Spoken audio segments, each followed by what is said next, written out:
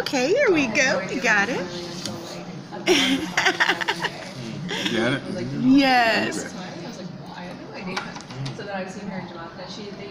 Okay, hey y'all, it's the Real Cookie STL coming to you live from the ATL, and I am here with Mr. Baldwin. What's your first name? Marvin. Mr. Marvin Baldwin. He is a former St. Louisan, and he is down here in the A making it bake and shake down here. So now, Mr. Baldwin, you have been doing a lot of things. You are in movies with Tank, you've written books, you got a whole mess of stuff going on. Tell my viewers about what your latest project is. Oh, right now, I've written 2 movie scripts as well. So one of my movie scripts is it's in the hands of a producer. And so I'm bringing him on as a partner and another business partner. So when people have skin in the game, I love that phrase, skin in the game. They got skin in the game. So he didn't initiate it, I initiated. I said, why don't I give you 25% of the take? He's like, okay. So, but this guy's connected to investors, and that's what you want. And so I think it's a good business strategic move, and here's the thing, I tell people, you can't become personally attached to stuff that you've created, right? Because then you leave it no room to grow. Absolutely. And that's what I told him. I said, look, if you need to rewrite it or do whatever or make it look or fatten it up, man, by all means, have your freedom. Because because I've heard stories. I've heard stories about people who've had their stuff presented to different celebrities, known celebrities, and because they were so close and kept their stuff so close to them. Queen Latifah was one project, somebody I know. She wanted to do something different with it, but she wouldn't let it go. And so you miss out on the opportunity, So it's just a blessing, tapping into your gifts and your talents. And so that's what I've been down here doing for almost 12 years. And yeah, it's a fun journey. It's not easy. When I first came down here, I was homeless. I was sleeping out of my car, and I had a 2-door Chevy Cavalier. Oh wow! Yeah. I'm a thick brother, so standing over 6 feet, sleeping in a 2-door Chevy Cavalier. It was a rough time, but I made it through because hustle ain't a hustle without the STL. That's right. So that's right. I'm not a stranger to the struggle. So that made it easier for me to live for like $10 to $12 a week, shopping at Aldi's, buying a loaf of bread, making ham sandwiches. I gotcha. Yes. And little juices, juice pouches. And so I came down here, with hopes. I had to get out of St. Louis, coming from the streets as an ex-gangster, and God has been good to me. And I died at 16, had an out-of-body experience. Oh wow! And just miracle after miracle. Police officer in Pine Line, excuse me, he shot at me 16 times. Oh my God! Yeah. So I ain't gonna say his name on your show, but I always blast him with my stuff, Clark, Pine Line. He's no longer probably a police officer. So how funny is this? His reputation is so bad. I remember who he is. Yeah. And I never even lived in Pine Lawn. Yeah. Officer Clark. He slapped us around, and one day I ran from somebody was shooting in the neighborhood, and he already had his gun out, and I ran. He 16 shot, Jeez. That was a miracle. Absolutely, it was. Because when I was running away from him, the gate directly in front of me, bullets was ricocheting off the gate. Oh my God. And it felt like I was being shot. And so that's when your life is destined for greatness. When you go through situations like that, it wasn't nothing but the hand of God. And you see bullets coming at you. whizzing past your head, you see bullets coming at you. So I'm just grateful and thankful I had to get out of St. Louis, and because it felt like I was 6 years old in a 9-month womb, and so I needed to spread my wings, and so I didn't care how I got here. I just packed up a tote. It took me 14 hours to get here, but it's an 8-hour drive. Right, right. I drove like 40 miles an hour all the way here because I didn't want to risk catching a flat, or Right. I can't say, but I was homeless for like 3 or 4 months. Wow. End up getting a job as a janitor at LA Fitness. People didn't know I was homeless. So at LA Fitness, I was able to take showers. I was my own barber when I had hair. I used to cut my hair, line my stuff up, and iron my clothes in the bathroom. So I was good. Nobody knew that I was homeless. And so I ended up getting another job, and so I ended up getting my first apartment, and then it just started taking off from there. And never knew that I ended up going to college. Since Awesome. I've been here, as a neuromuscular therapist. Oh, wow. And so I heal people now. Awesome. I don't shoot folk and beat folk down and slap cats. Now I heal them. And so that's a blessing, and it feels good when I can change somebody's life that way in a positive perspective. And so I just had an opportunity. Tyrese is my client. And so, yeah, he a couple of years, he's been my client for 2 years. And so, met him through an application called Zeal. It's a massage app. And met him through there, and he's my first client. First client ever through the app. Wow. And went on the set of Furious 8, the last one they shot. Oh, wow, okay. And so, and it was him. And so, he was like, man, you have a gift. He was like, I don't want to go to the massage app no more. He gave me his number. Been my client ever since, and he blasted me on social media, telling everybody about my massages. And so, ended up having the opportunity to work on Ludacris and Lorenz Tate and King Nye and Vin Diesel's sister through Tyrese. So, sky's the limit, and I'm just grateful. And I'm just grateful for the opportunities, and so got another movie that I'm working on, that I'm writing. It's an action movie. It's an all-female cast. Oh, really? It's an all-female cast. That one is going to be a real big budget movie. The women will have to, if you look on the lines of Salt, Tomb Raider, action movie, Colombiana, it's going to be women. Which Colombiana was one of my favorites. And you are talking to the perfect person, because my radio station is FEM FM, and it is a radio platform that I created specifically for FemCs, women in the music industry. Of course, I opened it up to emerging artists, but definitely, you got a girl power subject going on. Definitely, I need to interview you, your whole cast, the crew, all of that. So I'm still in writing phase. So I'm writing, but it's going to be an all-female assassination. Oh, wow. Yeah. So it's going to be like suspense. Yeah, it's going to be a lot. So I already know that's going to be a big budget film.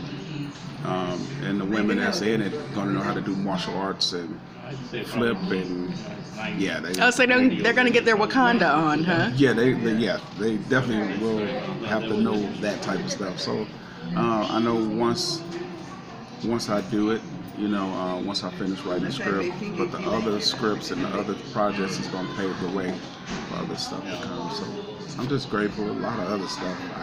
There's so much stuff that's right on it in this noodle noggin, just creative ideal inventions and stuff. And when you just open yourself up to the possibilities, coming from the streets, coming from Pine Line and Gangster, and people thought that I was going to die in the streets, but yet here we are. Absolutely, absolutely. Yeah, so just changing lives in a different way now. So it's a beautiful thing. So what inspires you to do all of these? Because to make such a tremendous life change, you had to have been inspired by something. So what inspired you? Other than your own just inner motivation, what inspired you? What inspired me? What inspires me now? What inspired you then? What inspires you now? How's that changed in between? Is it still the same thing? Yeah, I have a heart for the people, and so I'm definitely a people person. Naturally, I'm a servant. I love serving people. I love creating opportunities for other people. If I can, when I can, give it of myself. Not asking for anything in return. No catch-22s, and because if I do something for you as a woman, that don't mean that I want some of your cookie. You know what I'm saying? Right. It doesn't. I don't operate like that. If I'm gonna do something for you, it's genuine. So that inspires me. God inspired me, and I know what I have, what it takes, and so He was my inspiration to push and continue to push. And so now, even now, when people come to me, it's like, man, keep on doing what you're doing. It's encouraging. Even sometimes, you feel like giving up. As a leader, when people come to you and say, man, you bless me, keep on doing what you're doing, that keeps me going, that inspires me. So still got some wind in my lungs and life in my soul, so to be able to bless until I take my last, so it's a good thing. And what's your biggest fear? I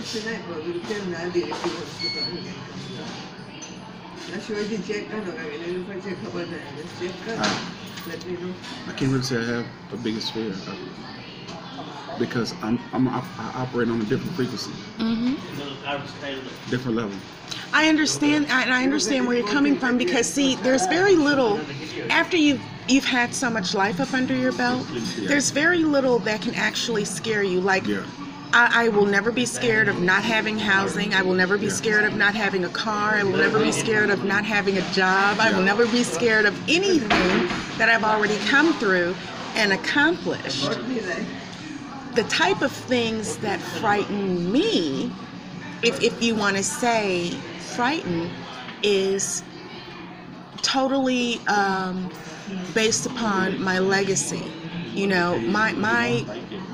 My station is my legacy, and it frightens me to think that at some point, if I don't do things correctly, after I'm gone, it won't be here.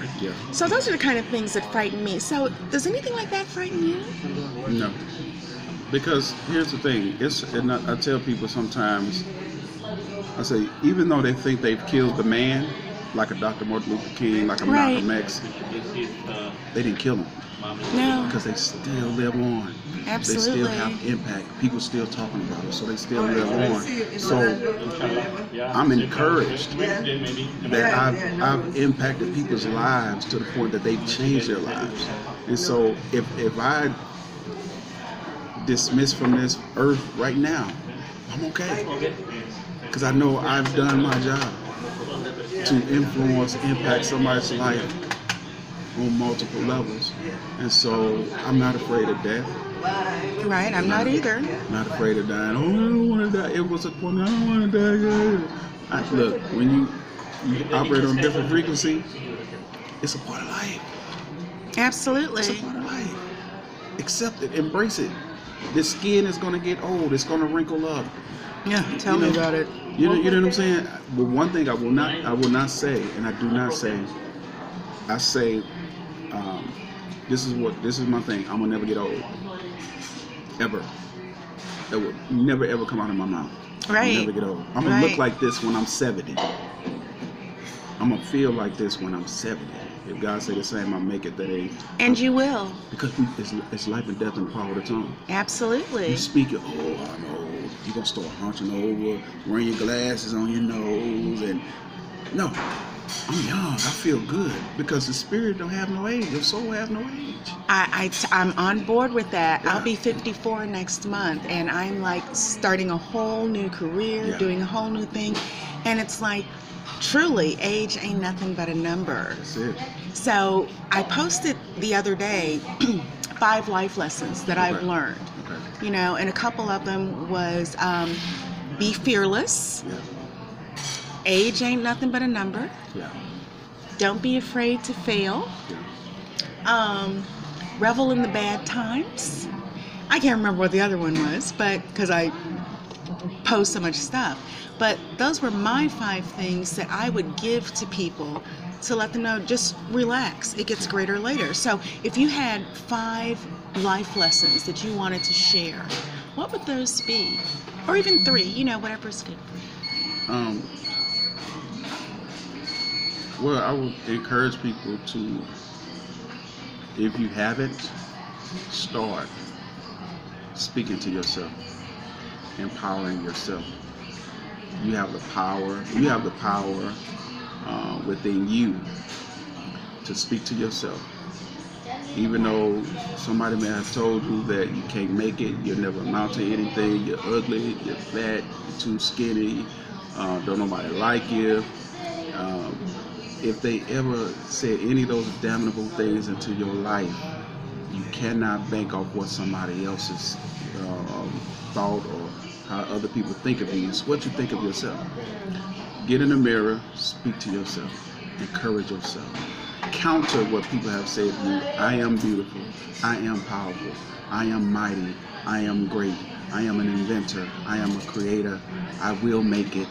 You know, so I am a champion. And so I will leave people with that. Don't give up. And pay it forward. Definitely. Pay it forward.